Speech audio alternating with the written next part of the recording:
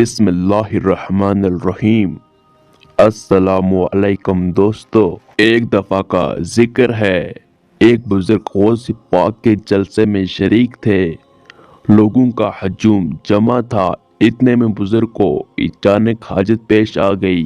पहले तो कंट्रोल करते रहे, लेकिन फिर बात बर्दाश्त से बाहर होती गई। बुजुर्ग ने दाएं तरफ नजर दौड़ाई। 20,000 लोगों का हजूम था। बाएं जानिब देखा, 30,000 लोग जमा थे। पीछे नजर मारी तो 50,000 लोग खड़े थे। इन लोगों को चीर कर बाहर जाना मुमकिन नहीं था। हाजत अब किनारे पर पहुंच चुकी थी, और अगर चंद लम्हों के अंदर कोई सभी न बनती तो बुजुर्ग को वहीं पर यह मुश्किल काम करना पड़ जाता। बुजुर्ग ने सामने देखा और अपने दिल में कहा कि गौस पाक, मैं क्या करूं। गौस पाक ने इसकी ये बात सुन ली और अपना एक रुमाल हवा में फेंका, जो कि तैरता हुआ इस बुजुर्ग के मुंह पर आन गिरा।